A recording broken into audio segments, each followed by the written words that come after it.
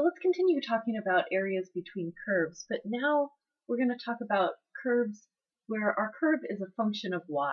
So what do I mean as a function of y? I mean that we have something like x equals y squared minus 1. Normally when we write functions we have y equal to some function of x.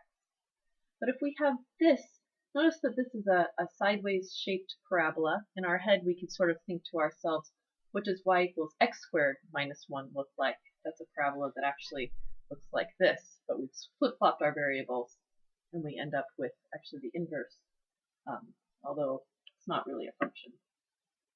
And if I want to try and find the area between these two curves, I could think of doing it the same way that we've done before. And before we talked about splitting these up into rectangles, but it's a tricky business because if I think of splitting this vertically, notice that I'm going from the curve x equals y squared minus 1 up to the same curve.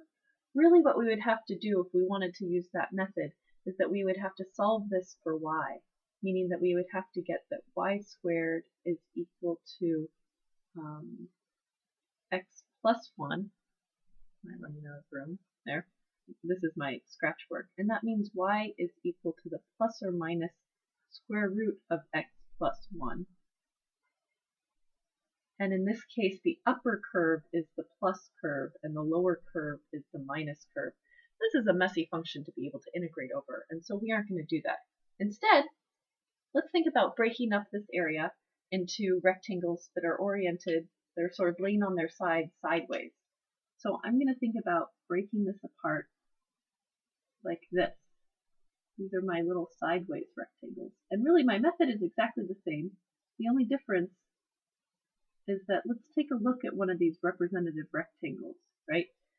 For one of these rectangles, we need to know the area of this rectangle is going to be given by this width times the height. And notice that the width in this case is going to be given by delta y, or we'll write it as dy when we actually integrate, right? Because I'm breaking up the y-axis, this is my y-axis, into these pieces rather than x pieces. The next thing that I have to notice, before we were talking about the top curve minus the bottom curve. Here it's harder to tell. We don't have a top curve and a bottom curve. We have a left curve and a right curve, right? And so I need to always keep in mind that the right curve is the higher curve. Why is that? It's because these are, in this case, positive values and these are negative values. But no matter where you are, it's always going to be the case that the left curve has lower value than the right curve.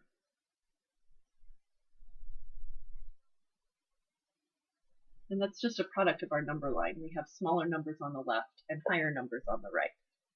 So in this case, when I break this up, I'm going to have my left curve down over here. Left. My right curve is up here. Right. And my integral, sort of in general speech for these sideways ones, is going to be the integral from the bottom intersection point to the top intersection point of my right curve, that's the higher curve, minus my left curve.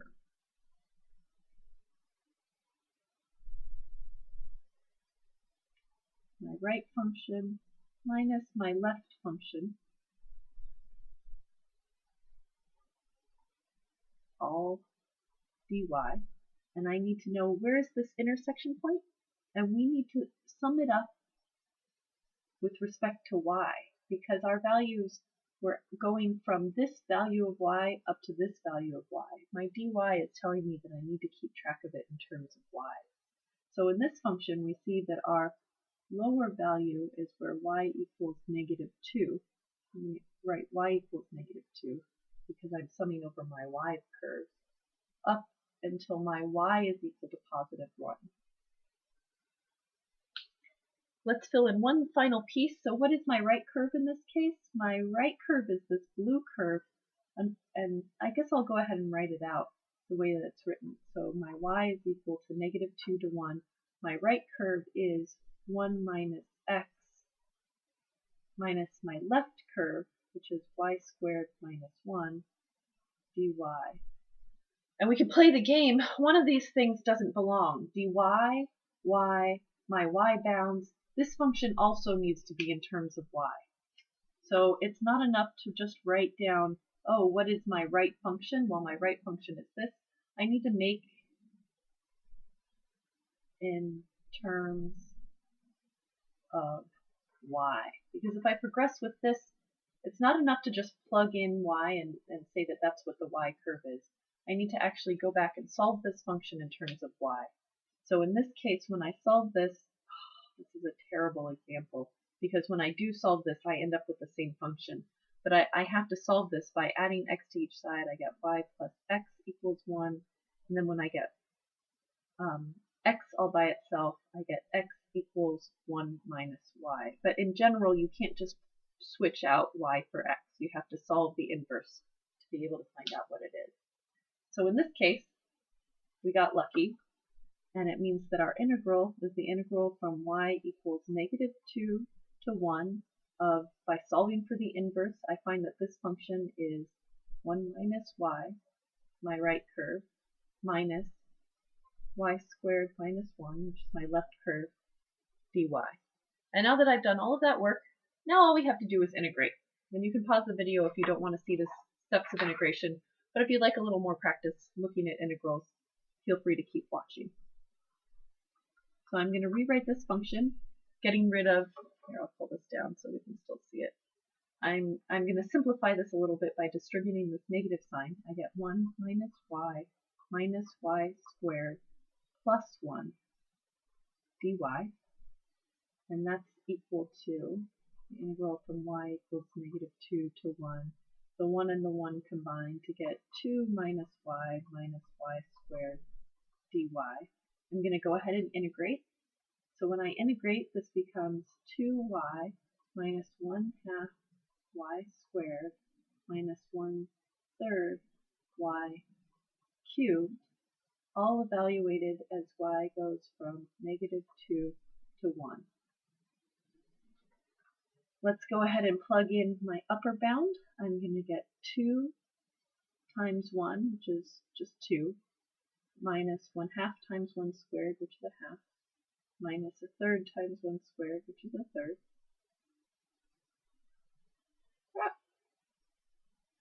And then I'm going to subtract out 2 times -2 minus 1/2 times -2 squared minus 1/3 times -2 cubed. So this, I'm going to need a common denominator of a 6. So I get 12/6 minus, what is that, 3/6? That's so funny. Minus 2/6 minus 2 times -2 is -4. -2 squared is 4. So that becomes -2. -2 to the third is -8. So that becomes +8/3. Let's combine some of these terms. This becomes 7/6. So that 12 minus 3 is 9, minus 2 is 7. 6 plus 4 plus 2 minus 8/3.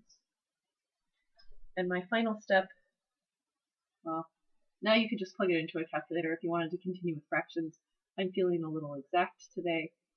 4 times 6 is 24/6 plus 12/6 minus 16/6. So how many 6 do I have here? I'm going to do this subtraction off the end. That gives me -4/6. So I have 26 plus 7/6 gives me 27/6.